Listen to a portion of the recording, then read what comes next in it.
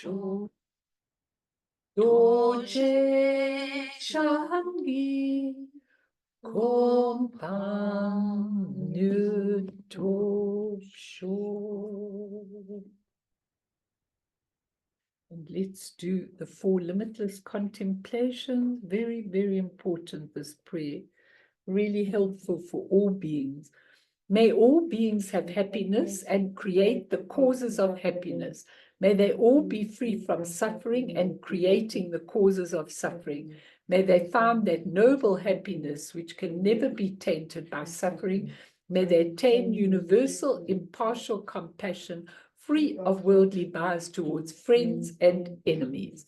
Senjendam je dewatang dewe jutang denba juchik, dungal tang dungal chichutang drawa juchik, dungal mepe dewa tampatang mindrawa juchik, nering chaktang nitang trawe tangnum chempo lane pa juchik. So everybody, we're going on to the next part of learning about death with total heart. Okay, this is part 5. And what I decided to do was to do each bardo really thoroughly, so you can understand it, you can ask your questions, and you can really get to get it properly.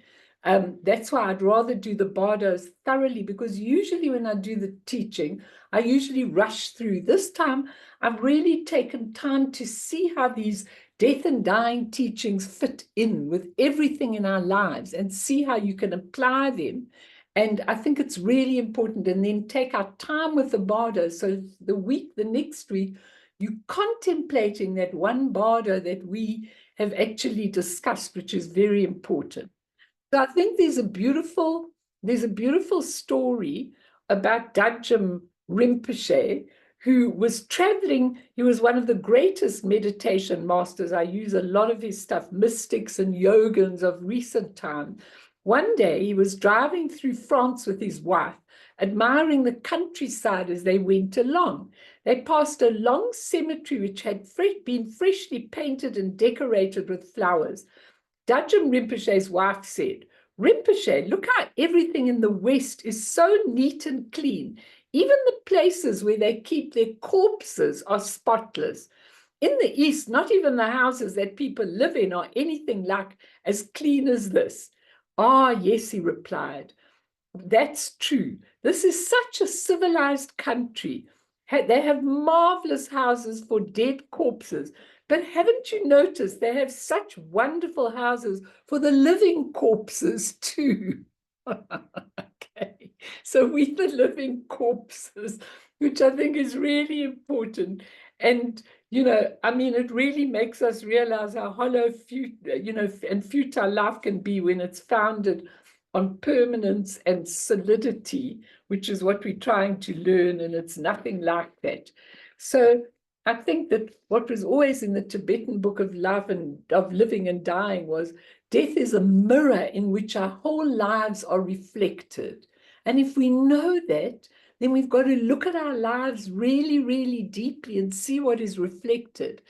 So today we're going to continue with our death journey, and the part where we go into that second bardo, the bardo of Dharmata, the pure but illusory expression of our true awakened natures. Remember, we were talking about the 3 visions: impure illusory vision, pure illusory vision, and as it is.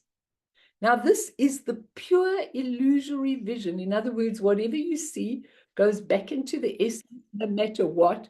And it's really important that we actually understand that completely.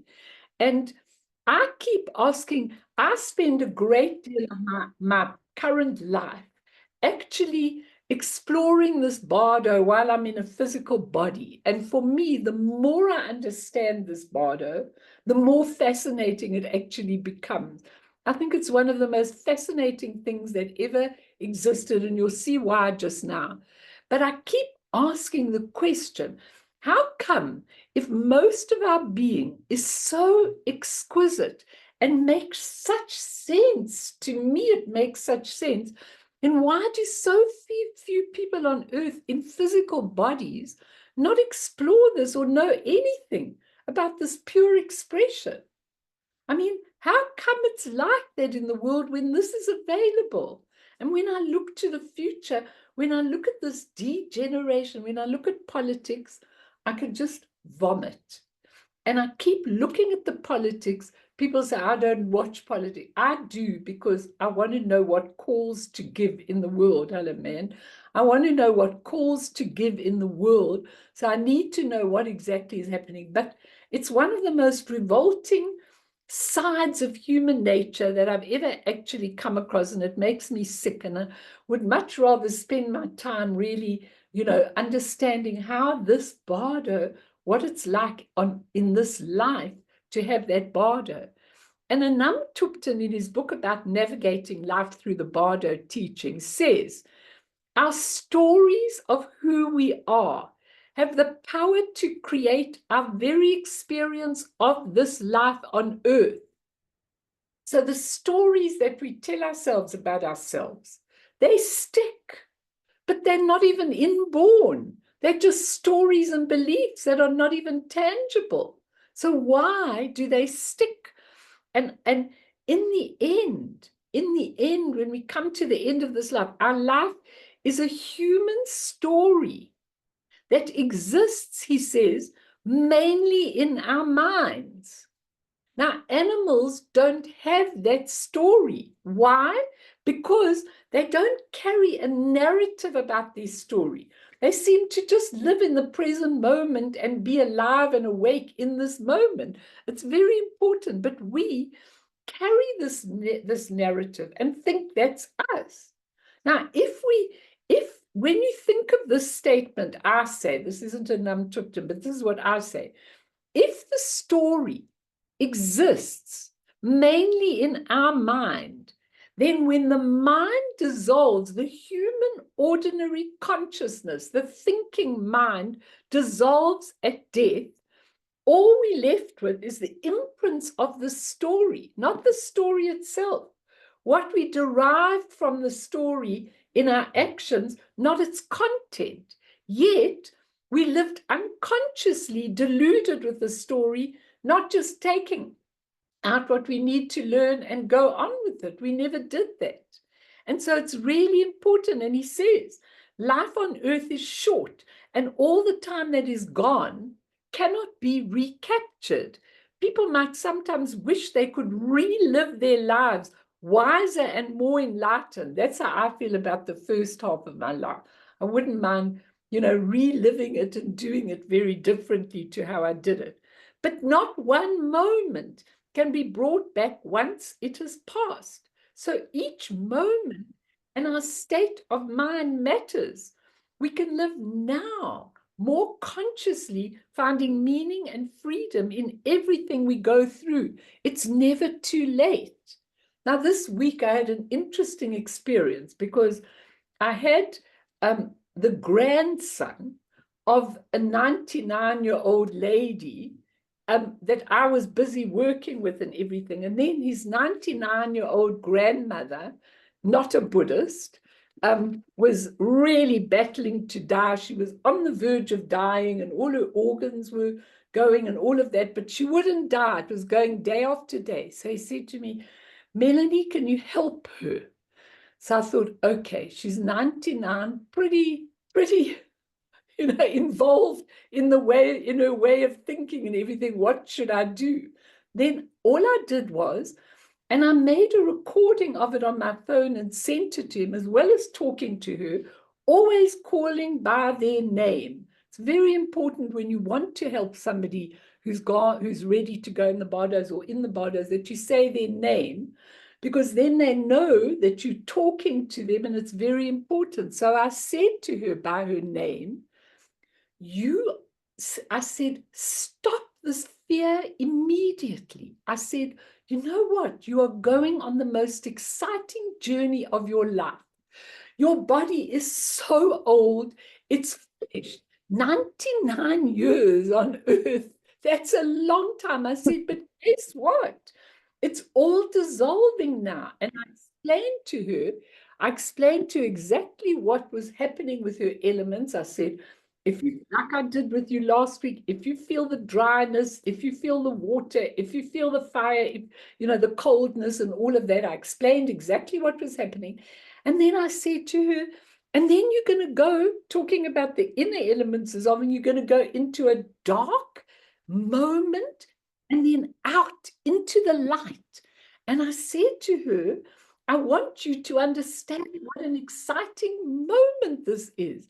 I said, a lot of people don't recognize, they don't know that they see this very bright light and they get frightened and faint. Now, you, my darling, are not going to faint. You are going to open your eyes and see, oh, that's who I am. And then I explained to her on the phone, all I was doing this on the telephone, and I said to her, and you know what? I know your family are all sitting around the bed, not helping you to go, but now it's time to leave them. You don't want to attach to one thing in your family, not one thing. You want to leave it all behind. And guess what?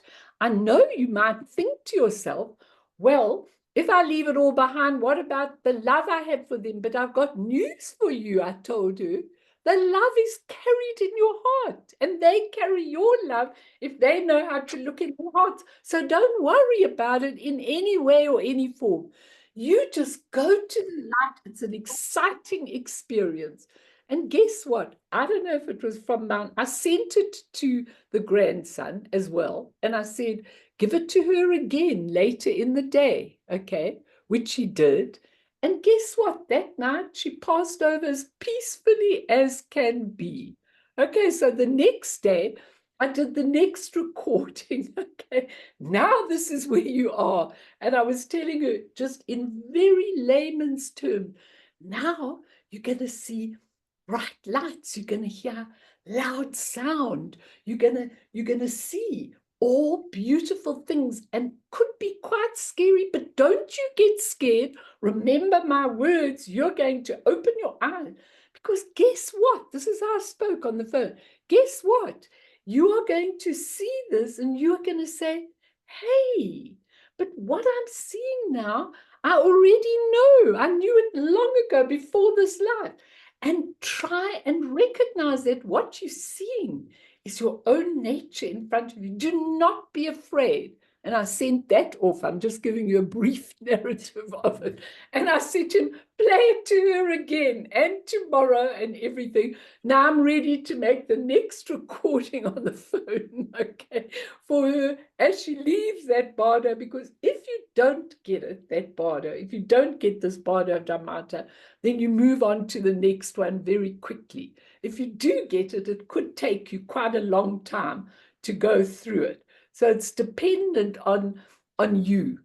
But what I'm saying to you is, isn't it amazing that we might spend 99 years in life and never pick this up? And now at death, everything we did, of course, the good things we do count, but basically, you know, we don't know where we're going. We're the blind going into the next body. And you know how many times we've done this death thing? It's unbelievable. So it's really important that we do. And Anam Tupten says there's also the mystery of who we are and where we are going. And we can prepare to embrace the mystery with courage, clarity, and insight instead of fear, confusion, and delusion. These teachings help us to get to that wisdom. Please, Gail. Just unmute yourself, right? I did. Okay, I can hear you now, but not that clearly. Just put your sound on a bit more. Okay, I'm listening. No, can't hear you, Booby. Just try and put your sound a little bit louder. Might be your thing. Okay.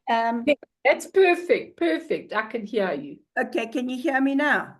Perfect. Okay. If we've done this journey on a number of occasions over and over and over again, do we not actually have any memory of it as we're going through these bardos? Well, it depends on you, because if you study this, and if you really study this, then of course you're going to have a memory of what's happened. But remember, the majority of sentient beings faint in the darkness. They do wake up a little bit on the way, before they get to the Bardo of becoming, the karmic Bardo of becoming, but they don't wake up properly. They just see it and they go into fear. So we should have a memory of it. Do you know how many times we've done this? But what happens if you faint every time? What happens if you faint every time? Then obviously you're not going to have a memory. You just block that out. You go into unconsciousness. So that's why it's so important to spread this beautiful teaching that Guru Rinpoche put as a terma, that Choku Lingpa took out for us and gave us. And then you've got all these masters really doing it in their own ways, like this Anam Tupten and Zomsa Khyentse. They're both such wonderful teachers. They really put it into words that we can understand, which is really, really helpful. But think of how many people go through a deluded 100 lives. I mean, you've got no idea. There are so many people, and I know millions of intellectual people who are doctors and, very high professions in earthly terms. You know how many of them go, "Oh, Melanie, I don't believe in all this jazz." Unbelievable. So what happens when your human thinking mind absolutely dissolves at death?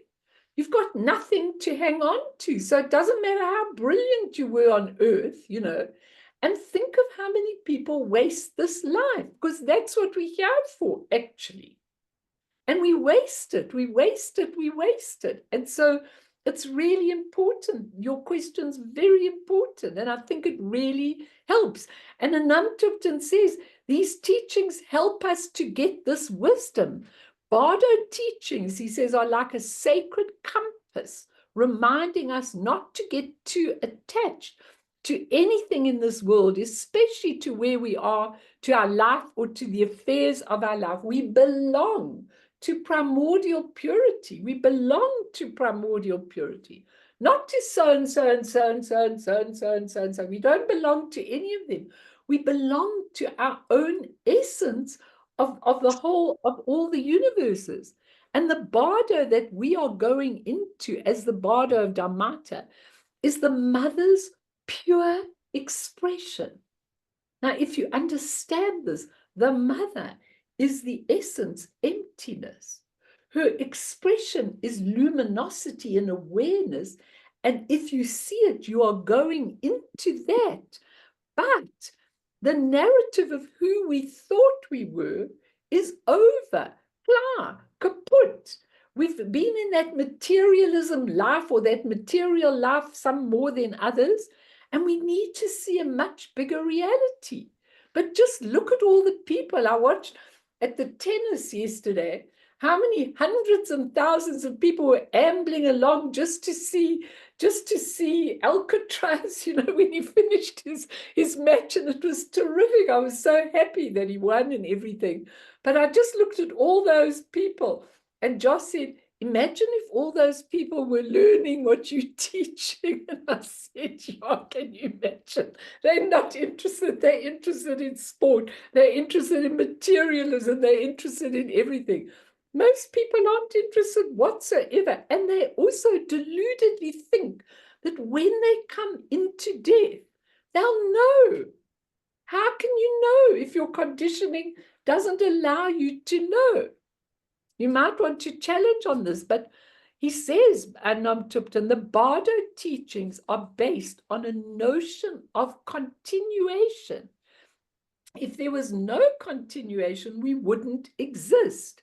There is continuation, even though everything is illusion, but it's a continuation of the consciousness, not a soul or a body or a person.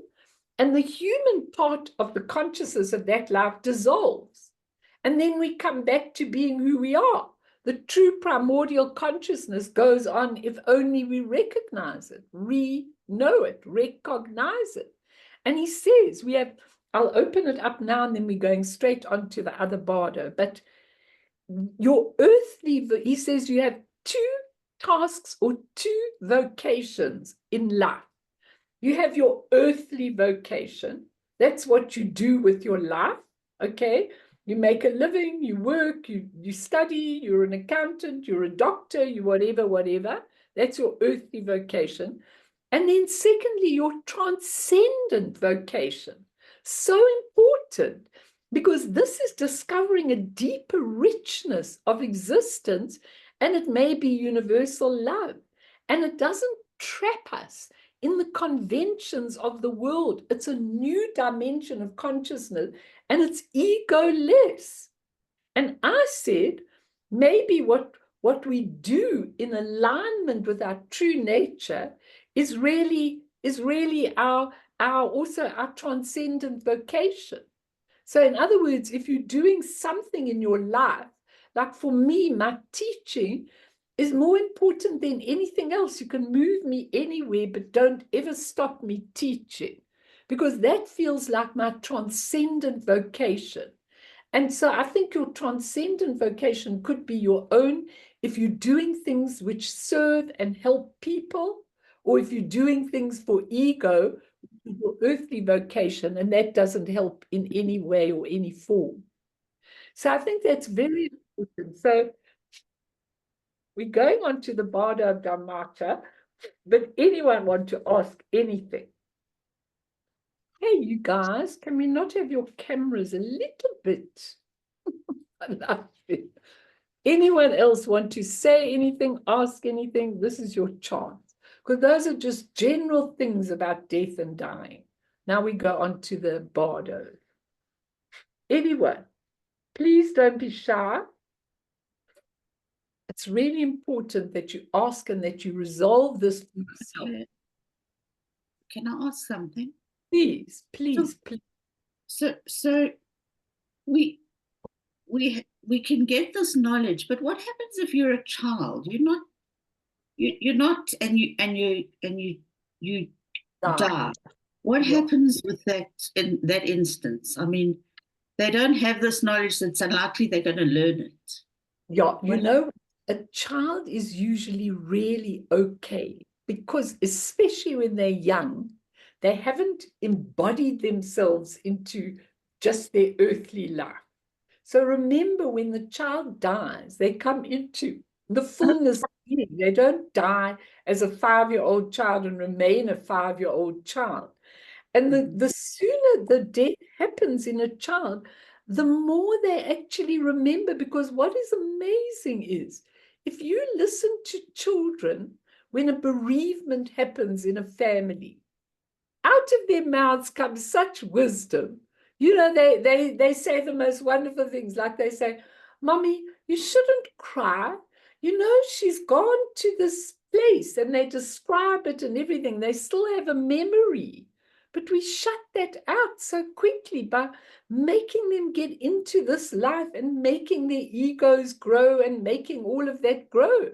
So they forget. So I think children, and I'm sure especially cancer patients, like I told you that story where he says, "I'm going home." He was fully aware, that child, that that was the real place and this was the temporary place. So I think children are much better off than us. And, you know, I think animals as well. Sometimes I look at these animals and I think they're so instinctive. You know, before my doorbell rings, they bark. And then the doorbell rings. And like I say, you know, how do they know? They know because they have a certain sense of awareness that we have folded up. And I think children definitely have that awareness. That's what I feel, you know, really and really. So that's a very important question that you're asking. And Bern, I wanted to do, maybe we could start with it next time. Hello, David. Maybe we can start with it next time you know, that prayer that you did of long chempers, but it's a very long prayer, so let's not start with it now. I want that other prayer if we need it. Did you want to ask something, Dave? Please. Yeah, hi, Melanie. I just wanted to know what you're saying about our transcendental vocation. So not all of us are in teaching capacities. No. And, you know, I'm now 60, and I would like to spend the rest of my life more focused on my transcendental vocation. So, but what in a generic sense is the most optimal, what are the most optimal things a person can do to pursue that transcendental vocation as a householder? You know, we have spoken briefly about going on a long-term retreat, for instance, and the pros and cons of that. But on a day-to-day basis, what should how do you best pursue a transcendental vocation? You see, for me, that's such an important question that you're asking, because I'll tell you what I feel. Look, first of all, I think any service to beings is a transcendent vocation. I think any service that one gives. But for me, the most important thing that I can say about my life is that it's not that everybody has to be a teacher, for sure. And I mean, we probably all have to be teachers somewhere along the line, but, you know, not necessarily to groups of people or anything. But I think what is so important is when you make the connection, and after we've done this Bardo today, you'll see what I'm saying. When you make the heart connection with the mandala, the wisdom mandala that you belong to. Okay, so, or you make a connection. You see, I know that the wisdom Bardo that I absolutely without question belong to is the Lotus family. I know that that's where I belong. I know their characteristics and I know that I have them. And I really, really, really feel that when it comes to Amitabha, Chenrezig, and Guru Rinpoche, that's my connection. Now, all of you from doing this study can feel a connection. And, you know, I told them once when I did a retreat once, and I formed a whole mandala. What I did was I gave everybody this cellophane paper so they could see the world as green, yellow, whatever they wanted to, you know, and then we made a proper mandala and then they had to dance in. And what was so amazing was that everyone in that retreat, I taught them a lot, but they actually went to a particular mandala. Now, just looking at, remembering, because it was a long time ago, this retreat, one guy who was a much quieter guy, he just automatically went to the wisdom of Dharmata. It was almost, I could see in a way that he belonged there, you know, because each of the wisdoms is a different way of being. Now, even to start with, if we have a connection with Guru Rinpoche, who is the Buddha, let's say, don't know how to put this because I don't want you just to see it as a being, as a person. It's not. If you want to see him as a person, you can. But he is what the Buddha promised when things started to go a little bit deteriorating. He promised, I will send another manifestation. So Guru Rinpoche actually embodies everything for this life. And so all the practices we do, he's put into dharmas in the oceans, in the minds of people and everything, because he's taken the practices so that you can connect with what you need to for your transcendent vocation. And what is really important is when you've got a real connection, not just a talking connection, a real feeling. I have that real feeling. If Guru Rinpoche said to me, if I heard him saying to me, go and jump off the mountain, I'd go and jump off the mountain. It's not that I'm stupid or anything, but I have that faith and connection. When you have that faith, when you sit down and you do your practice every day and you say to Guru Rinpoche, as I do, you know, when I'm doing my prostration, then I'm on the floor with the prostration, then that's when I really, really ask. I say, Guru Rinpoche, whatever it is that would serve this mandala, whatever it is, that would serve all the people around me, what you need in this part of the world, because I know that Akon Rinpoche's got to come back here. You know, the Dalai Lama called him, I think the Dalai Lama or the Karmapa called him the African Lama. And so whatever we place him is when he comes back, it'll all be there. All of you will be around. All the Dharma will be in the air. I really pray for that. And so if we are in alignment with what we're supposed to be doing spiritually, if we make that connection, then suddenly it becomes apparent. You know, David, the people that I meet just astound me, because it's such a funny thing. I ran into somebody at the shops that I haven't seen for many years. In fact, I didn't even recognize this girl, and I'd seen her for a long time and everything. And like I ran into her at the supermarket. Now she lives in Australia now. She just happened to be visiting, and she happened to be in the supermarket at the same time as me on a visit to South Africa. I mean, what are the odds of that happening? Now, clearly, she just saw me. She ran across the supermarket and threw off. I didn't even know who she was because I haven't seen her for ages and ages. Now, whatever has to happen with the connection happens. And so does this transcendent vocation happen. When you are in touch, you need to make yourself in touch in order for that to happen, if you can understand what I mean. And then suddenly, something, you're just out for dinner, and somebody says, oh, you know, this is what I want. And I go, really? Is that what you want? Oh my goodness, I can do that for you, you know, just something like that. It just happens all the time, all the time, all the time. It's the most amazing thing. I make contacts with people in the supermarkets always. And then the one woman from the supermarket texted me when she was in an accident with a taxi. I mean, you know, what are the chances? She had my number, I had her number, and I saw, and I could see, so immediately I could get to pray for her. She was really in a bad way, and she's back now. I'm very happy. And she says she always remembers that those connections all the time are happening when you are connected. So your first job for your transcendent vocation is to connect. And if you're not connecting, ask me. I'll give you millions of different ways to connect. I don't care what prayers you're doing, as long as you're doing a prayer that connects you. Okay. Somebody sent me, I just want to say one more thing. Somebody sent me a long teaching that a friend of hers who was in this world very much and then left to be a nun and to go into a Buddhist monastery. And I listened. She sent me this girl sent her about 15 minutes of instructions, and she sent it to me. She said, it really, you know, it doesn't resonate with me. And so I listened to these instructions and I said, it doesn't resonate with me either. I never like an approach that does this.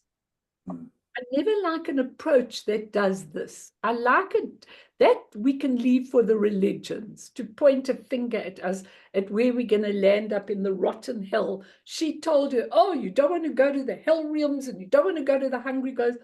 I just went like this when I listened to this teaching. Sorry, but it's not like that. If people are compassionate and they understand you, it doesn't mean they never limit you. Then you are in a position to really grow and extend. Do you know what I'm trying to say, David? Good, yeah, thank you. Okay.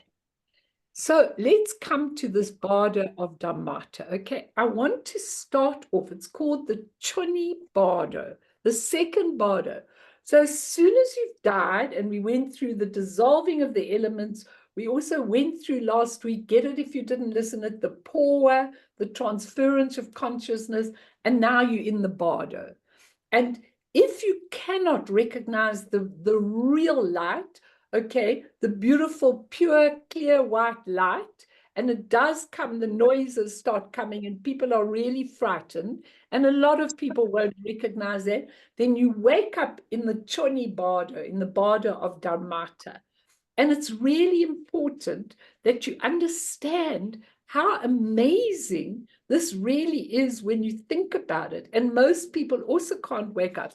So I'm going to start with 2 quotes because I think these explain it absolutely beautifully. Okay, David, put your camera on. We love having your face, and I like to see if you get what I'm doing.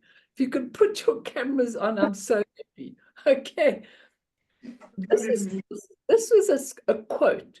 Whatever exists and appears, meaning the perceived and the perceiver, everything takes place in the sphere of the 3 kayas.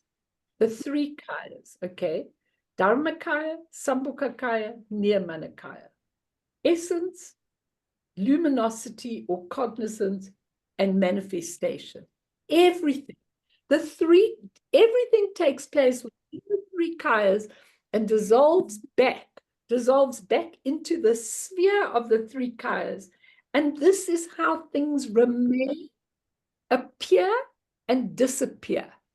This is the Vajrayana perspective. I think I got it from Kuku origin. I've just got it on a piece of paper. Now, just to go on, if you look at the prayer in Tara, where you've done all the preparation, and now you're calling Tara in the seed syllable. It goes tam. So there's a seed syllable tam.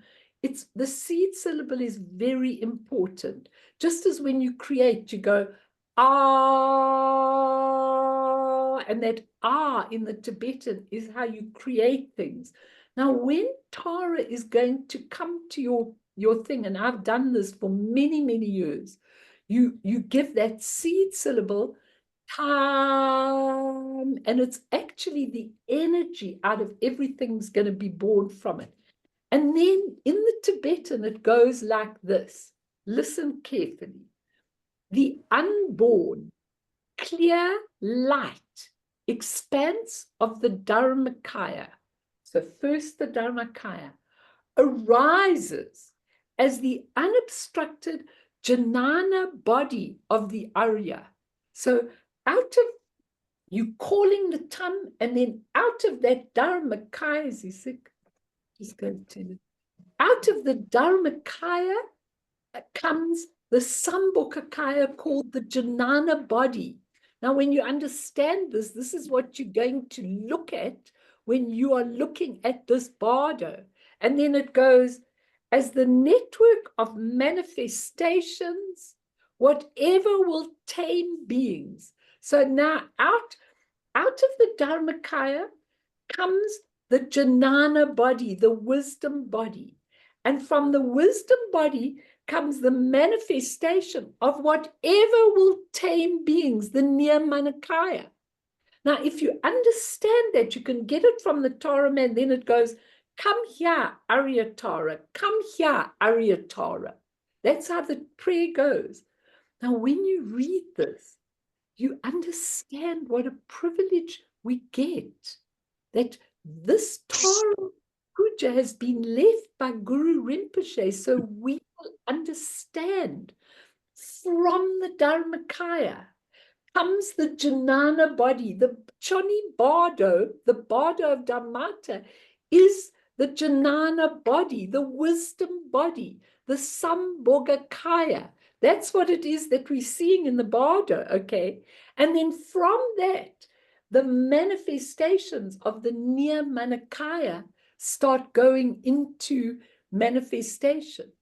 Now, when you look at this, it's so amazing, amazing. And, you know, sometimes in all these pujas, it's called the 3 samadhis. First, the samadhi of suchness. The samadhi of suchness is, again, the essence of the Dharmakaya. It says, rest your mind in emptiness, the true state, the pure grand, ground from which everything arises. That's the samadhi of suchness. Then the samadhi of overall appearance, which is what we're going to talk about now, is the illumination. And the nature is unceasing radiance. Leave him there. Leave him, God. Just leave him. He's fine then. Let him come and lie here. Don't worry about him. He's not well, and he's really not having a good day. Sorry, everybody. The samadhi of overall appearance or illumination is what we are looking at. It arises as great compassion. It's the spontaneous presence. It's the clarity. It's the luminosity. It's the bliss. It's the sambhokakaya. It's the intrinsic awareness, knowing, suffused with knowing. Now that's what we're seeing in this bardo.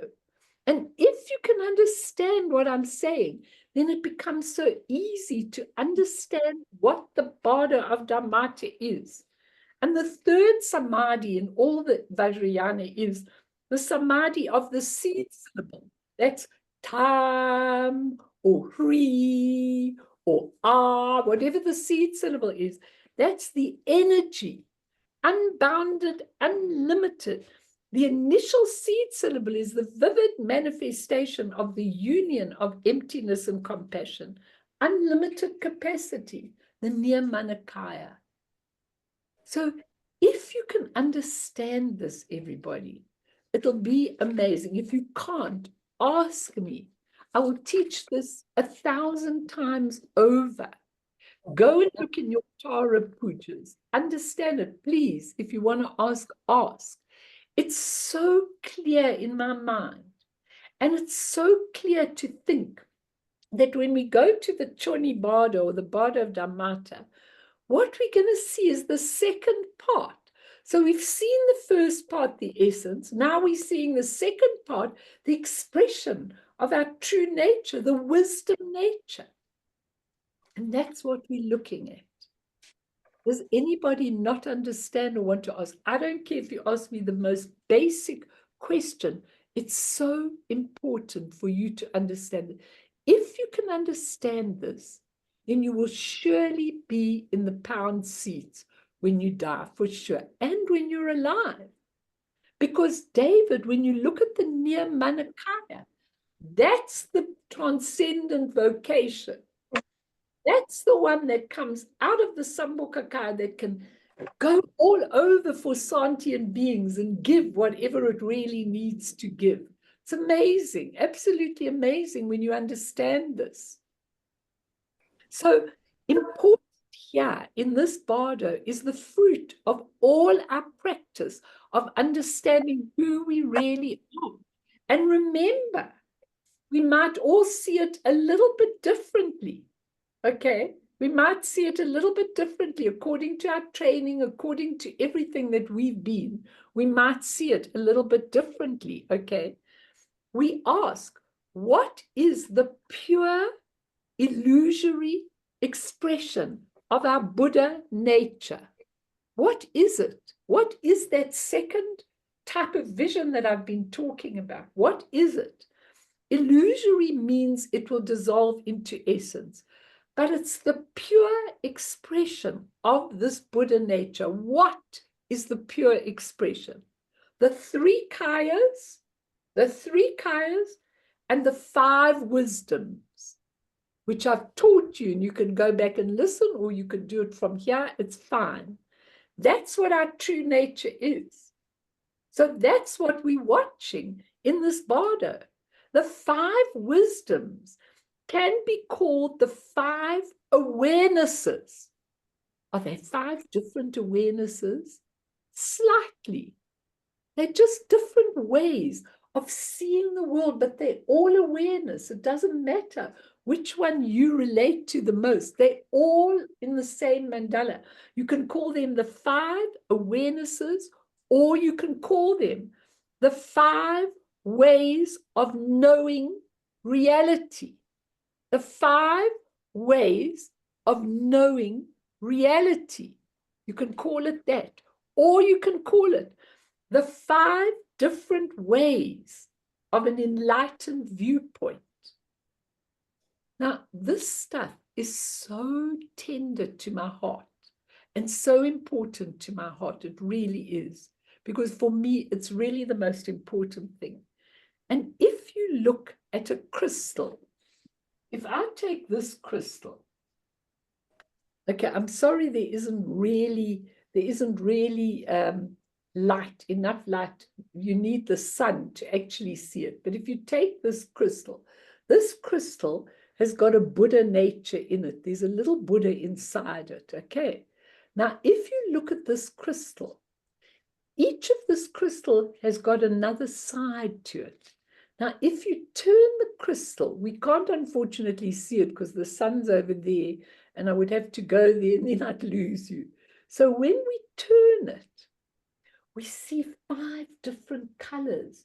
As we turn this around like this, 5 ways of knowing reality, 5 awarenesses, 5 different ways of an enlightened viewpoint. They're all the same. They all belong to this mandala.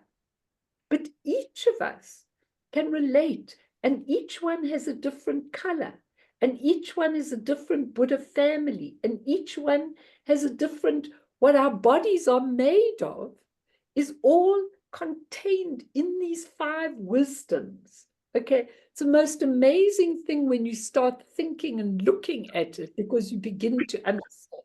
Now, let me just say, if you had to understand this Bardo, if you had to take a garment of yours, okay, you take a garment of yours, and it's like in this life, you've been wearing this garment back to front. Okay, you've been wearing it inside out, not back to front, inside out. Okay, and you can see when you look at it, all the stitching, the knots, all the things that are there, the labels, you can see everything. And someone says, you know, I think you've got your garment on inside out. Oh God, yeah, you can see the labels, you can see the seams, you can see everything. That's how we're walking around in this life. We're walking around inside out. Okay. Now, when he's shaking his head. Now, when you actually take it the right way around, each and every part of our being, how we are formed, has an enlightened corresponding way. So nothing is wasted, they say, except the hair and nails. It's funny because women spend so much time on their hair and nails. Those just go to the ground, okay? But everything else has an enlightened idea, okay? It's so fascinating, a corresponding enlightened idea, okay? Now, it's such an interesting thing because when we come to the Bardos, this inside-out garment is left behind. And now we've got the right way around. The enlightened aspects are right in front of us. And we're not inside out anymore. Now, when I do this practice, the Dzogchen deity practice, okay, it's so fascinating because you begin to see how each of the wisdoms, there's a corresponding inside out part, the wrong way around part. And you begin to understand. So when I say, for example, I go to Vajrasattva, okay, and I say the water of Vajrasattva is the discriminating, the mirror-like wisdom. Vajrasattva is the mirror-like wisdom. So when you look at the mirror-like wisdom, it fills your body. It's made of water. It fills your body and purifies all the stains. And guess what happens? The consciousness transforms. So your ordinary consciousness, made up of your 5 senses and the mind consciousness and the negative emotion, pleasure consciousness and the alaya consciousness, turns around and now your consciousness is transformed automatically. But if you can't recognize it, you go back in the next Bardo and you back to front again. It's so important for you to understand. When you go, for example, to Ratnasambhava of the Ratna family, yellow in color, and you're looking at Ratnasambhava, when you're looking at your beautiful wisdom, when you're looking at it, all the sensations, all the feelings are just transmuted like that. And now you're in this beautiful wisdom of equality. The wisdom of equality means everybody, including these animals, the bee, the scorpion I saw yesterday and everything, they all have Buddha nature. There's a wisdom of equality. So why are we pretending we're something superior? And as you go through each of these wisdoms, when you come to, for example, the Amitabha, when you come to Amitabha, the lotus family, red. And what's the lotus family? You get discriminating or discerning wisdom. What does that mean? You know the difference between this and that. You know it when you come to it. And what happens? What's transformed? Your perception is totally transformed. It turns the right way around. It's amazing. And I can go on and on and on about each of the wisdoms, what they represent, what they are.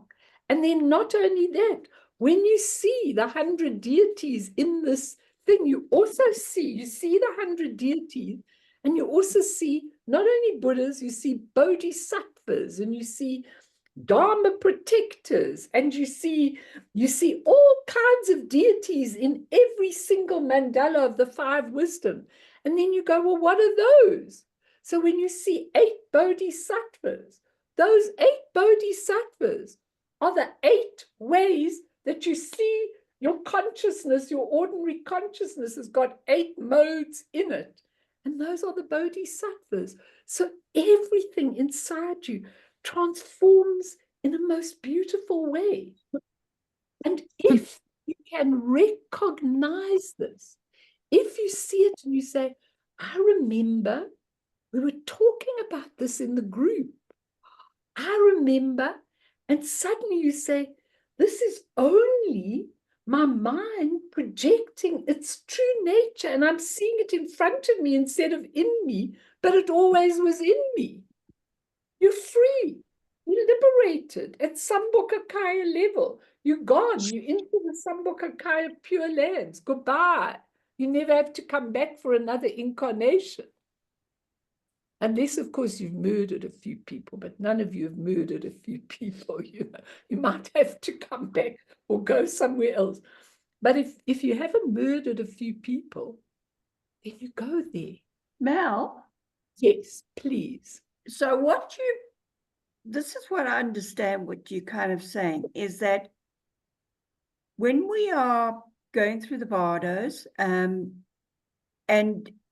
we meet our true nature, it's going to manifest in so many different ways. You're going to see all these different wisdoms and things like that, which if you don't recognize, can be very scary and can send you back. Am I on the right track? Not send you back yet, but definitely what they say about this bardo, you're on the right track, but what they say about this bardo is, they say it lasts about 5 days, but who knows what 5 days is? If you are unaware, 5 days could be 5 minutes. It could be 5 months. It could be anything, if you knew it, it would take much longer. Like when I get there, I'm going to really enjoy being there. I'm not running anywhere after that, okay? Because I know this backwards, forwards, sideways. So it depends on how long you take. So for example, when I'm thinking about my lady who's crossed over, I don't think she's going to spend long in this bardo, okay? So I've got to start. So if you don't recognize, then you go into the karmic bardo of becoming. And there you start seeing all your actions that you did in life. So the things that you did, and nobody's showing it to you. You know, when they go, Yama, the Lord of Death, shows you your actions. We'll talk about that when we come to that Bardo. No one's showing you. It is your mind then showing you, sorry, you haven't recognized there. Now you are going to see all the things you've put into motion. But if you have recognized anything, even there, when you're seeing all your things, most people, when they're seeing how they were, what they did, how they behaved, where they went, they get so scared. But if you are awake and aware, and you now have landed in that Bardo, you can free yourself to a near Manakaya Buddha field soon if you don't get caught and attached in all your stuff that you see in front of you. Do you understand what I'm saying? So you're not going to go back yet. You're going to go to that Bardo. Now, then, when they say it lasts for 49 days, all the Bardos, we don't know what 49 days are, because a day can be just how long you can be aware. It can be anything like that. So it's really important that you play around with this. And I'm glad you asked that question, because I want all of you to be able to recognize, know your own beautiful wisdom when you come into this Bardo. It's really important that you do, really important. So I want to just give you, don't put it on yet, Bern, but if you can give me that one that I sent you over the weekend, I just want to show you this. Maybe it'll help you to understand better, because don't put it on yet. Let me first explain. This actual quote, verse, comes from something called the Sharp Vajra of Awareness Tantra. So the Tantra, this is a teaching on teaching you how to have a sharp Vajra of awareness. Now, when I came across this teaching in Dajjal Rinpoche's book, I absolutely flipped. I understood half of it. I didn't understand it all. But the next day, I photocopied it, and then I put it into my daily prayer book. And then every day I read a verse from it when I'm in the bathroom, wherever I am. And it is unbelievable. It's difficult to understand. But then I come across this book by Anam Tupten, who explains things so well.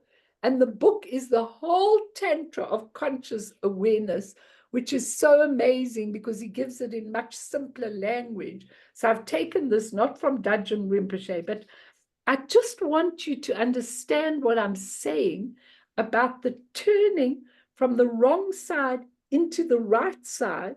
This verse in the Tantra explains it to you. So if you can put it up, we'll read it, Bern. It's called Revealing the Clear Distinctions and Vital Points of the Practice. So it says, now you can read it with me, calling upon the actual Buddha of the ground as a witness, generating the power of pure aspiration, commit to the Buddha of omniscience. So now it shows you the back to front thing so beautifully. So listen very carefully. The actualization of the expanse of the alaya is the Dharmakaya Samantabhadra. What that means, it doesn't matter if you don't really understand this, but just to get an idea. Your alaya consciousness, when it's on the wrong side, when we're in a body, is there. And as soon as we recognize that, becomes the Dharmakaya, the essence. So it's just one upside down and one on top. The actualization of the expansion of mind consciousness. So instead of just using your human mind, you're now using your whole mind, is the great wisdom. So your mind is transformed into the great wisdom. The actualization of the nature of mind is the supreme path of awareness. If you just develop awareness, you will come to that nature of mind. From the actualization of the consciousness, the potential energy of primordial wisdom blazes. So what they're saying is your ordinary consciousness is there, you die, And now you've got primordial awareness right there, blazing primordial wisdom, if you understand that. The actualization of the nature or the manifestation of the nature of sentient beings is the Buddha. So, hey, everybody, I'm a sentient being.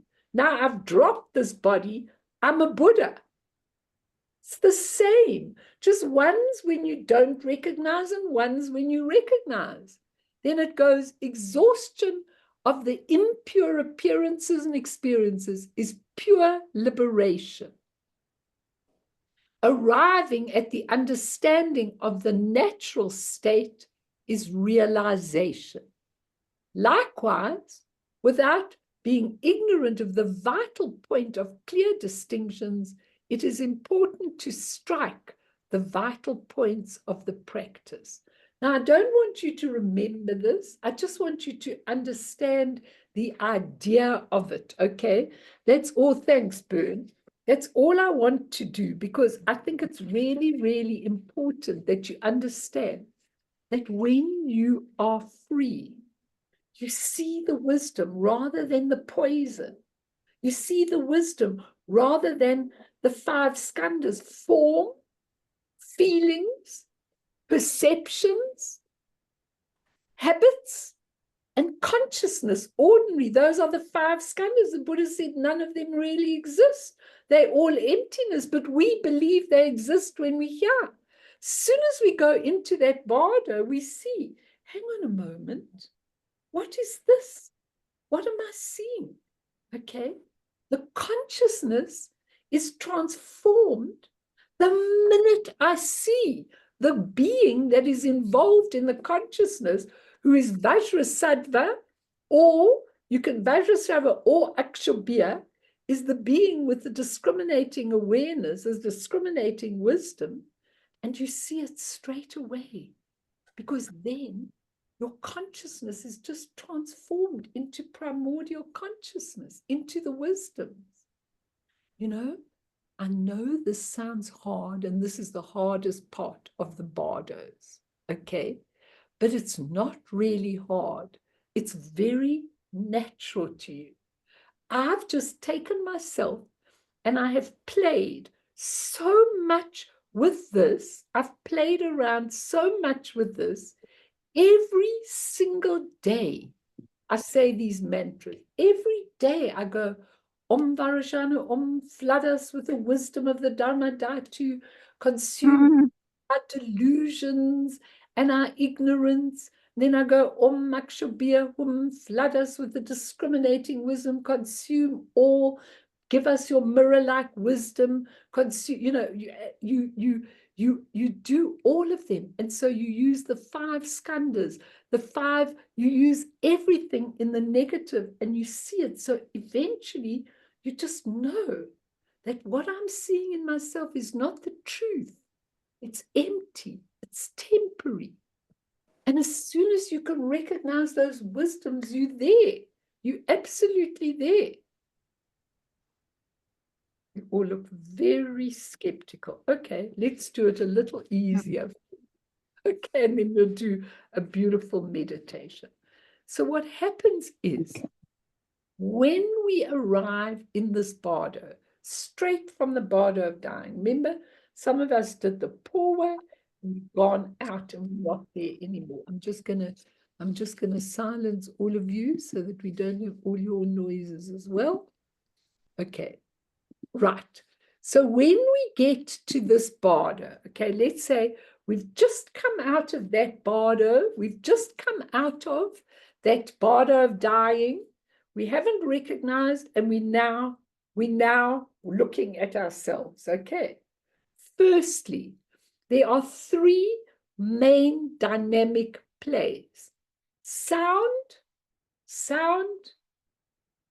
color, and rays of light.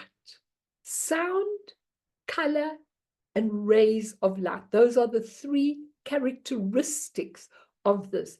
What do they mean? The sounds that we hear, and they say, it's a very loud sound that you're going to hear. It's the sound of 1,000 thunderbolt claps. None of you are going to get a fright when you hear that sound, when you come into this Bardo, because I know that's the mantra speech of all the deities. Now, when you look at the word deities, I want you to understand that word. There was the Buddha teaching in India. Okay, in India, the Hindu religion was absolutely, full. And the Buddha came to just lift the lid off the Hindu religion. Like Jesus came to lift the lid of the Jewish real traditional. He just came to lift the lid. Unfortunately, I don't think that they listened to what he said. And neither did they listen. If you look at what's happening in India now, I don't think they listened to the Buddha either. But the Buddha had to teach according to the Hindu religion, which had deities. The Hindus had these hundreds of deities. So he called it deities so that they wouldn't balk against it. But actually, there's no such thing as a deity. It's actually qualities. That's all. It's qualities that he called deities. If you look around my shrine room, you'll see all the deities. But those are just symbolic representation of the real quality. What is the quality of Tara? What is the quality of Chenrezi? Compassion, action, accomplishment, mothering, all the qualities. That's why he called them deities, but they're not deities. They're just there to remind you of what you've got. So when you come into this Bardo, you hear sound, color. The rainbow colors are the bodies of the 100 deities. The loud noise is the sound, the mantras of 100 deities. The rays of light are the mind of the deities. So if you come into that and you go, oh, look at the color. The color is so vivid. You've never seen colors like that in your whole life. So a lot of people get really afraid, and then they see the beings. Those are just the qualities in front of you. They're not real deities. They're just the qualities that you've got in front of you. And finally, the rays of light. The light is almost blinding because we're not used to it. That's the mind of the deity. So it's Vajra sound, Vajra speech, Vajra body, Vajra mind. That's what you're seeing when you go there. Most people can't recognize this, know it in any way. If we are untrained, then the colored light, sounds, and rays can feel a little overwhelming, okay, for us, because all our expectations are connected with the last life and how we were. So if we can't relate to it, Gail, we're going to go on to the next Bardo. Do you know what I'm trying to say? Because we can't relate to it. So you may be there for just a few minutes or a day or something, and then you may say, no, faint, and then wake up in the Bardo. I've had so many dreams of people that have fainted and woken up in the next Bardo, and then they are at war, okay? Because I've had a lot of people, especially young people, who've said to me in the sleep state, I haven't died. I go, you have died. What do you mean? I'm alive. I said, we're all alive when we die. Okay. But I need to go back to that. No, you don't. You finished that. If you look deeply, you'll see that young woman and children that you left, that's their lesson. You are going on. That is completed. That is finished. Okay. So we've got to try and convey a sense of confidence to the person that the body and the real mind have separated from each other, okay? Because otherwise we get confused. And the first question we have to ask her is, if people don't see Buddhas, then what will they see? They will see their version of what enlightenment is. So if you're Christian, you might see Jesus, you might see Mary, you might see, doesn't really matter, because these are the embodiments of the true nature. So it doesn't really matter. If you're doing it the Buddhist way, you will see Buddhas. You'll see Buddhas, but those Buddhas are just external representatives of the qualities, the 100 qualities that you've got inside you. And that's the reason why Vajrasattva mantra, which purifies us, has got 100 syllables, because each syllable represents those beautiful beings and qualities that you see when you go into that bardo. It's very, very beautiful. The deities are universal realities present without any effort on our part. They're called spontaneous presence. They come out of the Dharmakaya so easily. They just come out of the Dharmakaya because they've always been there, but inside you. But when you start longing to know them inside you, like I have, then you start exploring them. You start exploring practices that teach you. You start to see anything. I just want to read you this, and then let's go and do a meditation. When the real awe-inspiring vision is threatening, we resort to our human conditioning to try and make sense of it. During the Bardo of Dharmata, this Bardo, samsara where you lived is reversed. As I told you, the garment is turned the right way around.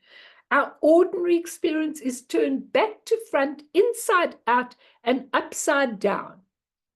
Francesca Fremantle, who wrote that beautiful, beautiful book on all of this, she says, instead of perceiving only the coarse external aspects of things, we experience their pure original essence from within. Our own elements manifest as the feminine counterparts, the 5 Buddhas, the feminine 5 Buddhas. They're just our elements. You know, the elements are earth, fire, water, etc. They are the beautiful five female Buddhas. Our 5 skandhas, form, feelings, perceptions, habits, and consciousness, are the 5 Buddhas. And the 5 poisons are now the 5 awakened wisdoms. Just think about it. You've got a chance there to liberate yourself for all time. If you can understand this, fundamentally, the manifestation, she says, of the 5 aspects of knowledge is simple energy. And energy is actually neutral. But in the world of samsara, it appears as 5 kinds of confusion and negativity, delusion, passion, pride, and envy. These poisons are just the distortions of our enlightened energy. So they're included with the 5 families of the Buddhas. Close your eyes, everybody. No, don't close them, open them, but get into your meditation. I just want you, sorry, there's a lot here to teach. I can teach you the whole day and never finish what I feel about all of this. I really feel very, very, very strongly about this. I've taught it to you when we did the primordial consciousness. You can go back and listen to those talks, or you can listen to this. But I want you to just breathe in. And when you breathe in, I want you to feel the beautiful Dharmadhatu energy, the big blue sky. It's blue, not even the blue you see when the sky is blue, a much more vivid, deep blue. Breathe it in. And as you breathe out, I want you to let go of all your distorted things. Rather say, I don't actually know this, I don't understand it, but it does not matter, because you're letting it be. You're going to your true nature. So I want you to realize that you have 5 wisdoms. Remember what I said. They can be 5 ways of seeing reality, or 5 awarenesses, or 5 ways of examining everything in the world, just enlightened activities. These are the 5 ways that we have inherent in us. So beautiful when you play with them. You play with these 5 awarenesses, you realize they are already in me. If I start to use them while I'm in a body, while I'm in a physical body, I will grow so accustomed to them that when I see them in the bardos, I will recognize them straight away. If we are untrained and we don't recognize these beautiful wisdoms when they present themselves to you in the Bardo of Dharmata,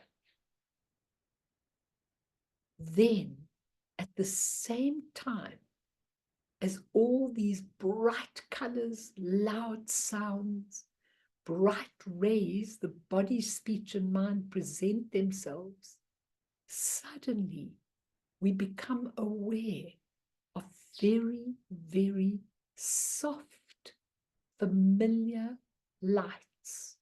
Not these grand lights, soft, familiar lights. It asks us in the Bardo, it asks us in the Bardo of teachings, do not be attracted to those soft, dim lights, because those are what you are used to. If you are attracted to them, you will have rebirth in the lower realms. You will not wake up, you will not be free. So when you see all these lights coming, calling you, and you think, that's quite familiar, you know, that I really quite like, that's really familiar. If you see them and you are attracted to them, you are going to not be able to liberate yourself at all. So don't be attracted and don't faint. When you see the beautiful lights, the beautiful rays, the beautiful sound, these are the sound of Dharmata, the light of Dharmata, the rays of Dharmata. These are your true, true nature. For so many eons, you've been wandering in the dark. It is time to wake up and see these beautiful wisdoms. And when we come next time, what I'm going to do is I'm going to do a meditation going into each of the wisdoms and showing you all the aspects, the inside out aspect and the right way aspect.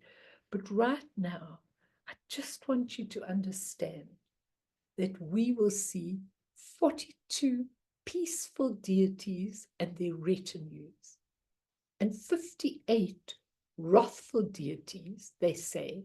What are these wrathful deities? They're just our mind's expression to wake us up. They aren't really wrathful deities. We just see them like they're saying, hurry up, wake up, get there. You're not listening. You're not seeing the beautiful nature. So we'll go right through these next week. I'm sorry, I thought we'd be able to finish, but we couldn't. And I want you to understand how beautiful it is to wake up. When you wake up, you're suddenly at peace with the world. You're at peace with the 5 wisdoms. You're at peace with the 5 colors. You realize that everything in your being is just in your earthly being is temporary, transient, impermanent. And you start waking up to this beautiful nature that can cope with absolutely everything. So I can't do very much more. The time is up. I'm really sorry to say, but it doesn't matter. No rush.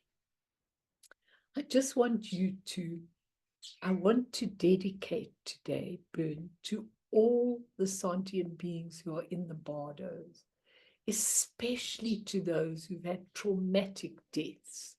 Even like there was one in this Trump thing, one person that died, and one, or a couple that got injured and one that died.